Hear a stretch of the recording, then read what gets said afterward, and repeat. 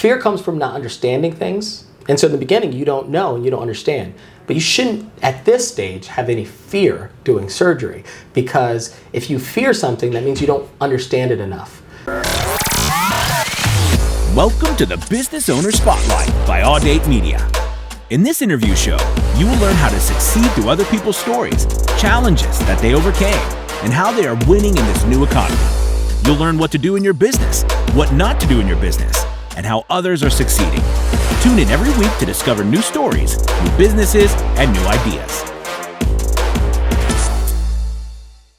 Welcome to the Business Owner Spotlight. Super excited to have this man, Dr. Truesdale, on today's episode, where we do a deep dive in his mind, his business, and how he's succeeding in this new economy. How you doing, Dr. I'm Carlos? Great. Thanks for having me. Man, this is awesome. I'm super fascinated with what I see on your social. There's thousands of people online, but for you, for some reason, I gravitated towards you to the point where I said, hey, I gotta show up, man. I gotta get an inside knowledge more than what I see on social media. So tell me a little bit about yourself, what you're up to.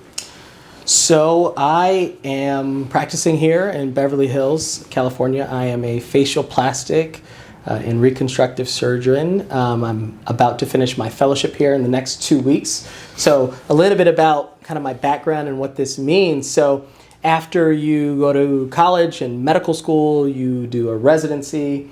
My chosen residency was head and neck surgery, otolaryngology. And within that, you have different subspecialties: ear surgery, sinus surgery, head and neck cancer, and facial plastic surgery.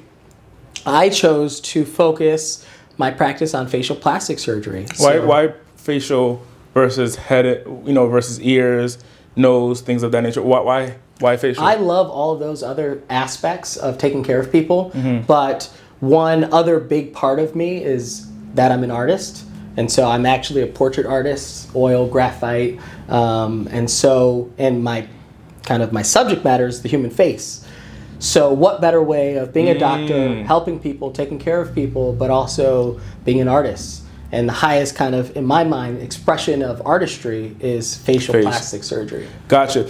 So I noticed on your social media, I noticed on Instagram, and I saw the photos where you were drawing people's faces. And I was curious if that was a skill set that you already needed. Like, for example, I used to work in a barbershop, and the barbers that I worked with and I trained under, they were the designers. So they knew how to freehand the design in your haircut.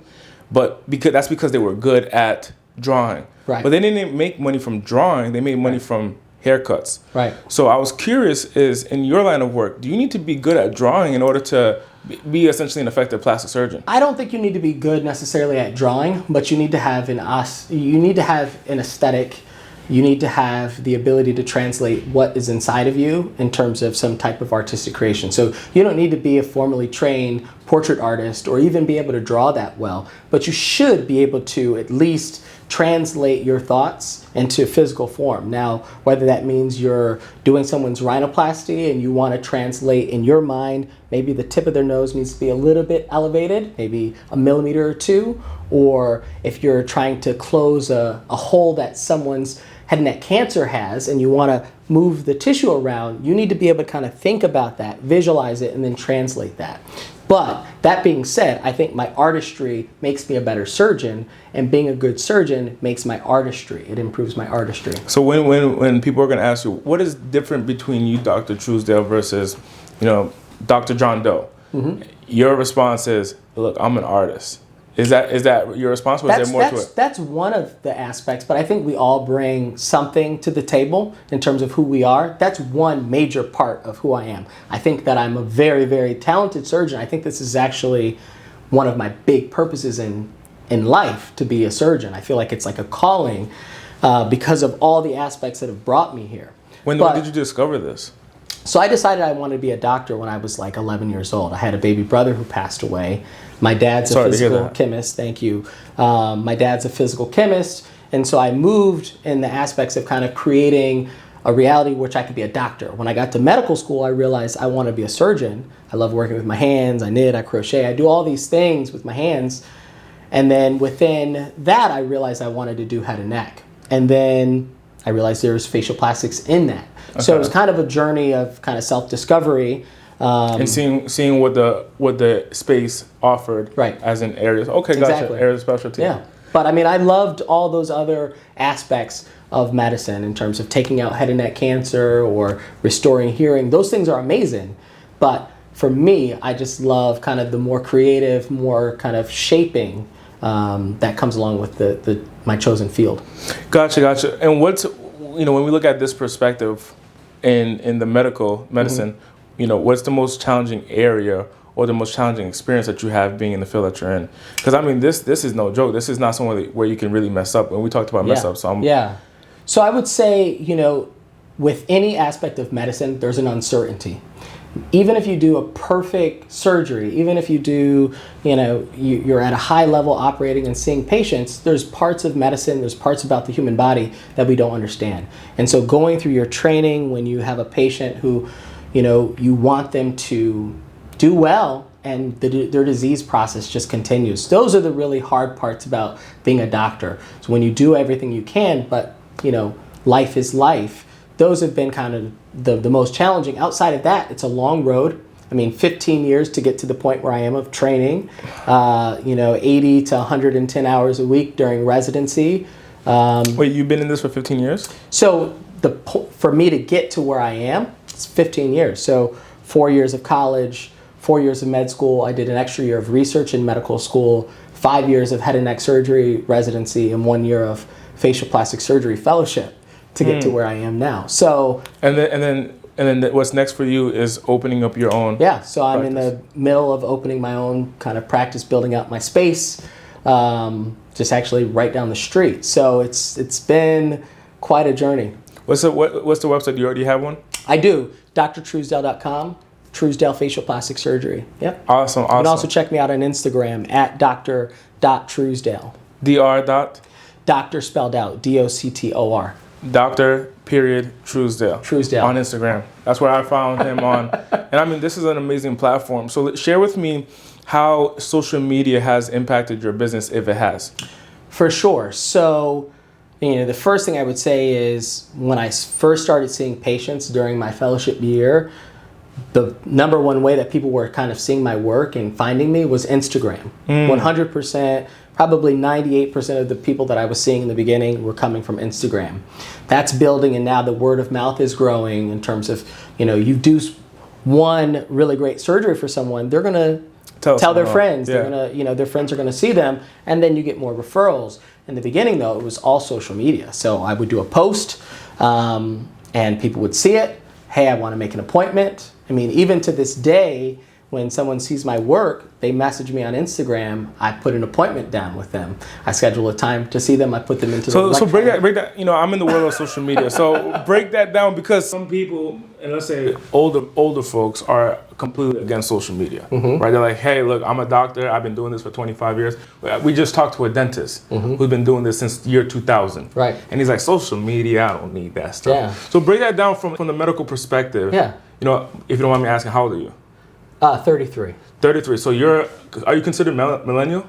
I actually am. Yeah, so as a millennial doctor in this world, it's making a huge impact in your business. Yeah, so what I would say is there's definitely an old guard, even within plastic surgery, facial plastic surgery, of people who don't want to adopt the new technology and just social media, or they already have a very strong referral base and patient base. So if they're not in the mind frame of growth, they already have established themselves. They don't really need to necessarily, depending on what their goals are, reach out and do a social media platform. But if you're new or if you're trying to grow, it's a great way of kind of getting your name out there and people to see your work. For me, it was kind of a necessity. I saw doctors who were 1 year out of practice when I was in my training and residency who were doing numbers like people who have been out in practice for many, many years. And so, this is an evolving world, and I want to be on the forefront. I also want people to just see the work. Yeah. So I think it's critically important. Facial plastic surgery is one of the niches within medicine where it works very, very well. It's very visual. Yeah. So every patient that I see, you should be able to see a difference. Now, if you're a cardiologist, it's not as, compelling to see unless you're showing videos of like an echo or something like that, but you're just talking to people. Whereas my field, it's very visual, and it's elective surgery for the most part. So it's more cosmetic than I need to. That's what you mean by elective. Yeah. Gotcha. And then, so what is the process between posting on social media, where someone sees you on social media, to the point where they're laying down on the operating table? So they message me. We set an appointment. I might answer some questions. Is it a phone call appointment, or is it? So we can do virtual or in-person consultation. Okay. So if I see them in person, we talk about their goals, their expectations. Sometimes it's just a procedure, so Botox or filler. Sometimes it's a surgery, so then we talk about the surgery, the risks, the benefits, make sure they're a candidate. I do my physical exam, and then they set a surgery date. I do their surgery, and then I see them post-operatively. And then you check over their recovery? Yeah. And then, so this process here is just cycling off of Instagram. Yeah. Just cycling off of Instagram. Now, what is the benefit for you personally in an office like this to get clients off of social media? I mean, the benefit is that they're able to see who I am. So you can check out my social media. You can see my work, some things that I've already done. You can learn a little bit about me, whether I'm playing the piano or I'm flying a plane or doing some artwork, or maybe you have a question about some other aspect. You kind of get a sense of who I am. So that's a benefit in and of itself, is when the patient walks in the door, they already have some type of connection to who I am. And whether that fits with what they want or not, they can make that choice. When they come in the office, it's all about that patient kind of relationship and building the rapport, and then everything else is just medicine after that. So how early on did you know that you wanted to do what you're doing now? Is this like 10 years old? Like, I want to be a plastic surgeon? No. I mean, I realized I wanted to focus in on facial plastic and reconstructive surgery probably my second or third year of residency. So that's... Before that, I'm talking about in medicine in general. Mm-hmm. To become a doctor? To become a doctor. Probably when I was 11 years old. Oh, so it happened young. Yeah. Do you recall that experience? Yeah, for sure. What was that? Yeah, so my baby brother had trisomy 13. Trisomy 13. Which is, it's basically a genetic condition where you're born with an extra chromosome. Similar to trisomy 21 or Down syndrome. It's different, but it's similar. Very short life expectancy. My mom, she's an artist. My dad, like I said before, is a chemist. And so I found myself reading books about science and always wanted to go into science. But then I realized I want to help people. And so what better way of helping people? Particularly where your brother was sick? In the beginning, that's kind of where I was thinking. Yeah. So we had this library of all these different books in my house, like encyclopedias, the old school ones. And I found myself looking through different like medical conditions and like trying to learn not just about his condition, because at the time it was like a couple paragraphs. But then on the same page, there's another condition. And so I found myself reading about all these different conditions, and it really drew me in. So I wanted to help people, and I love science. So I decided when I was that young that I wanted to be a doctor. And I made that all happen. And then the rest is I'm working through it all right now.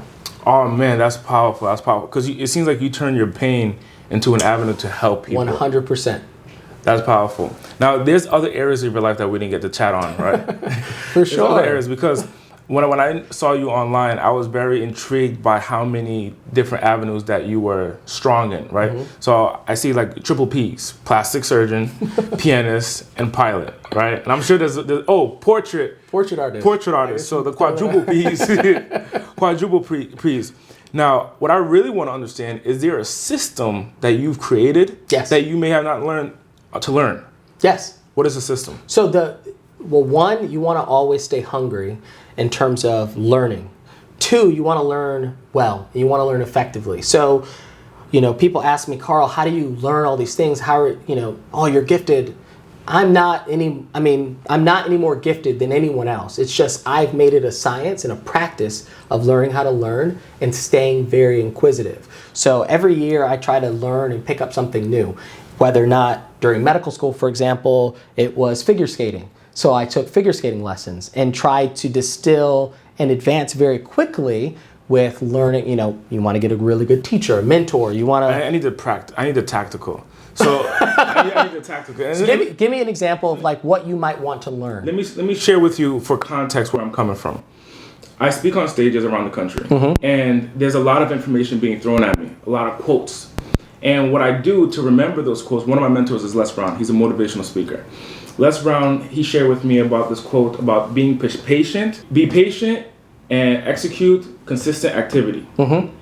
I can't remember that because there's so many different quotes that he's given me. The tactical system that I use is I remember each first letter. So I say PECA in my brain.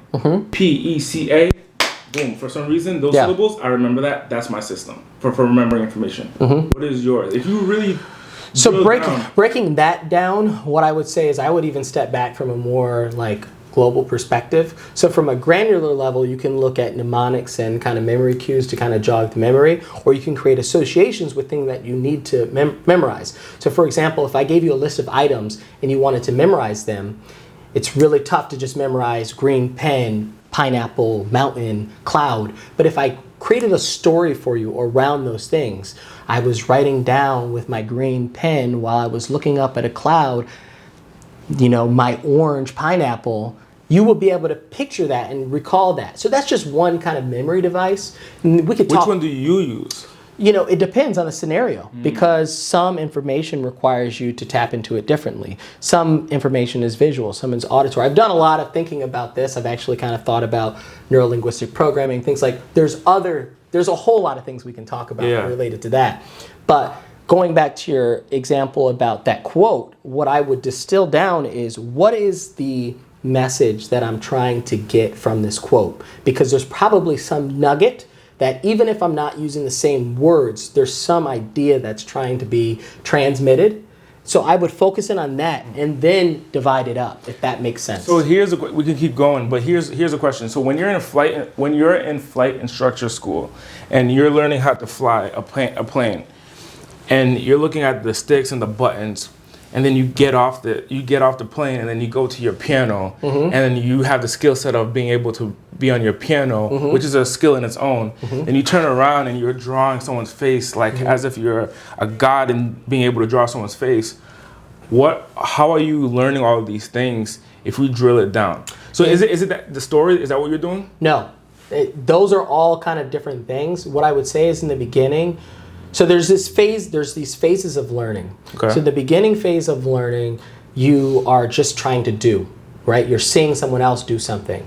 So mimicking. Mimicking, right? And then you're going to the phase where you're actually kind of more actively participating in it. Then you become kind of more of a teacher, and then you reflect back on that teaching, and then you pass it on. So and synthesize. Mimic, participate, teacher, synthesize. And teach. What's synthesize? Synthesis is when you're done doing. Maybe you're teaching to someone, but you're synthesizing the salient points because the rote kind of memorization or the technical aspects are already there. So for example, when you're first learning surgery, you might learn these are the instrument names, right? Then you might learn, okay, these instruments are used for this purpose. Now watch me use this pickup or this needle driver to do a suture. So you're watching someone do it. Then you learn how to suture, the different techniques, all the different options. Then you do it maybe on a pig's foot. Then you might do it on a human being. Later on, the next step is, here's a scalpel. Here's how you make a perfect incision.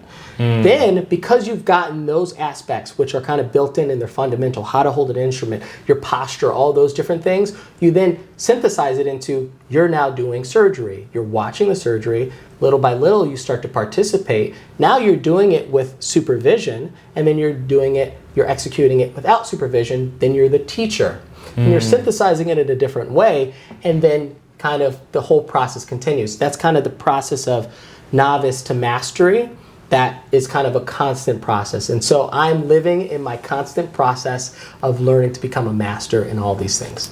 Okay, got it. So I see the system now. Yeah. So if I want to learn with your process, step one is I just see what I see and I mimic as much as I can. Well, the first thing is you want to make sure whatever you're focusing on is actually what the expert is doing, because you can get distracted with just watching people do things. So if I said I want to learn how to draw, you can go on YouTube and watch 1,000 videos about how to draw. Okay. But if you really want to do it and you want to accelerate that process, which is what I'm all about, accelerating, is learn from a person who knows how to teach outside of just what they're doing. Does it have to be one person? No, it should be multiple. It should be multiple. Yeah. But what happens if they have different styles? Then same thing in medicine. I'll go back to medicine. So in residency, you might have an attending or person you're learning from who does surgery one way.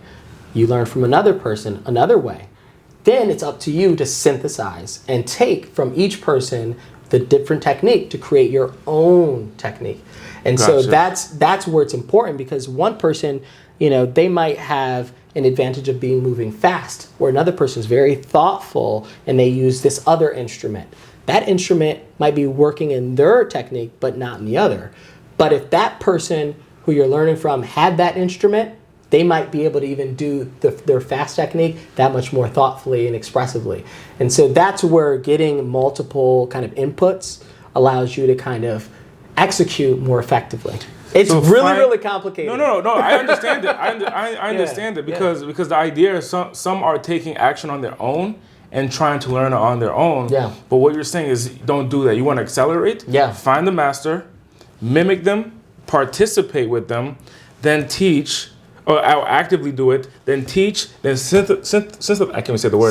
Synthesize. Yeah. So you can reflect. Now you're a master. Essentially, you accelerate that. You accelerate and compress the time down. So that's how you did it to become a pilot. Yeah. That's how you did it to become a pianist. That's how you did it to become a portrait artist. And that's how you did it to become a physician here. Yeah, and I'm still trying to do it as a business owner, as a, any aspect of my life. I'm always trying to get to the next level, and it's a process. You're not going to be the best or the greatest the first time you do it. Yeah. But the idea is to try to figure out the things that you don't know, because those are the things that can bite you the most, especially in medicine, right? So what are you learning next? So right now it's all about business in terms of kind of setting up the rest of my career. And you ask experts. That's the reason why I'm doing this, why I'm finishing up this fellowship, is because if I can distill down someone's 26 years of experience working in Beverly Hills doing exactly what I want to do, even if they have a different technique and a different philosophy, a different aesthetic, there are mistakes that I will not make that they made, because I'm understanding that they made that mistake, and they already have systems ahead of time to protect you from those mistakes. Now, what is the benefit of the what's the other word if you're in fellowship and you're learning, who's the fellowship director? The director. Mm-hmm. What's the benefit for them? Because wouldn't they be breeding the next their competition? Well, in essence. So if you think of it in terms of competition, yes, but it's really not that way. So ultimately, we're all doctors, and doctor, the word, when you break down the meaning, means teacher. And so one of the big tenets or focuses on being a doctor is, one, teaching ourselves, always being a constant learner, teaching our patients, educating them, but then carrying on that legacy to the next generation. So if you're a fellowship director, you're established, you've got your own patients, you're a leader in the field, you don't want these it's taken us years and years and years to get to the level of the techniques that we have. They've evolved. And so there's some pride of passing that on. Now, competing, whatever, in terms of their patients, but it's not really about the competition. It's about the legacy and transferring that knowledge through our academy. Because you want to be a fellowship director. Exactly, yeah, I do. So you want to breed the next generation of physicians in this world. That's powerful. So does it come from something younger where you said, hey, I want to help other people? Because you're helping not only just the patients, but the people who are at a point where they're saying, hey, I want to be like Dr. Carl. Yeah, I would say, I went to Morehouse for undergrad, and we have this saying of you want to stand on the shoulder of the giants who've come before, and then ultimately the next generation stands on your shoulders. And so it's not about being bigger than the people who've come before you, because they laid the groundwork, right? The idea is creating something better in the future, and that's what I'm trying to do. one patient at a time. But then you expand your impact if you multiply your influence. So I can only have impact one patient that I see at a time. But if I then go out and I teach someone and they're able to do well, then all of the patients that they see have kind of been indirectly influenced by me into the future, and the generations compound. Cutting into someone's face or cutting into someone's body can be scary. Did you have any fears, or were you just like, hey man, give me the scalpel, let's go in? I mean, you always, when you're beginning, you're learning during medical school, you're nervous for sure, and that's healthy to have some nervousness. But fear comes from not understanding things, and so in the beginning you don't know and you don't understand.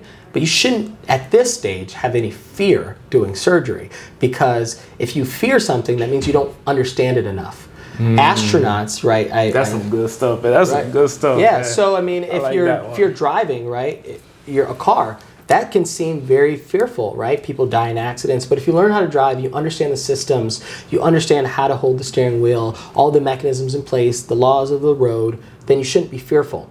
The same is the case if you understand the body, you understand surgery, you understand what you're able to do, you shouldn't have fear. It's a different kind of perspective. The same way an astronaut shouldn't have fear. They're doing something at a high level that is potentially, it could be dangerous or risky. But if you're trying to control as many of the variables as you can, that's all you can do. And so I try to approach things rather than a state of fear. If I'm fearful of something, I need to understand it better. And that's kind of where I come from. So fear is a direction for you to understand. Yeah. Fear is the opportunity for you to understand. Yeah, it's a signal I need to learn something. Yeah, I need to. So now we talk about fear. Share with me some mistakes that could have taken place in the operating table. I mean, I'm just curious. The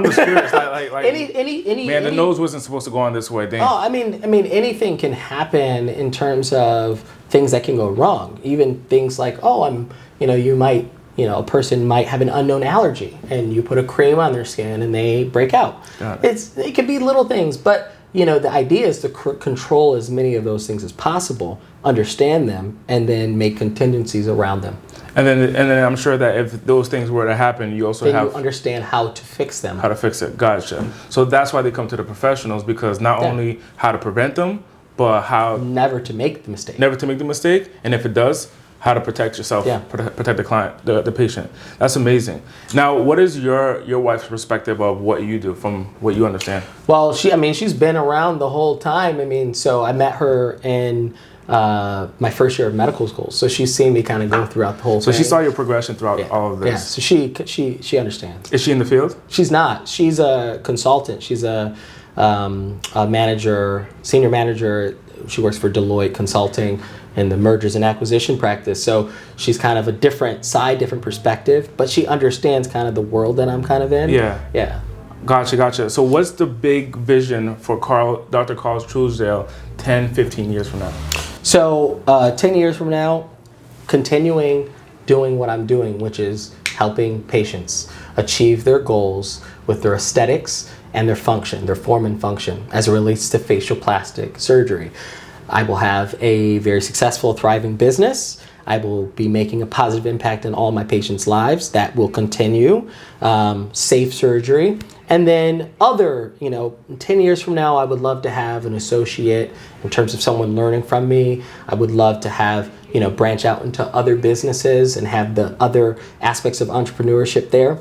And someone who has respect and is a known force within the community of facial plastic surgery. That would be a goal within 10 years. And how can patients or people who want to come under fellowship under you in the future, how can they get in contact with you? So it's a very regimented kind of process. I would say you have to go to medical school, residency. So for those who are ready, yeah. So pretty much just how can people get in contact with you, whether it's a patient or someone they could just message me. You can DM me, or you can email me. And he actually responds, man. I will respond. It's really me. I love it. Hey, Doctor, thank you so much for being on the show. Thank you so much. And if you want to be in contact with him, be sure to contact him. We'll put his Instagram right here. Be sure to contact him. And once again, thank you for being on the Business Owner Spotlight with Andy Audate and Audate Media.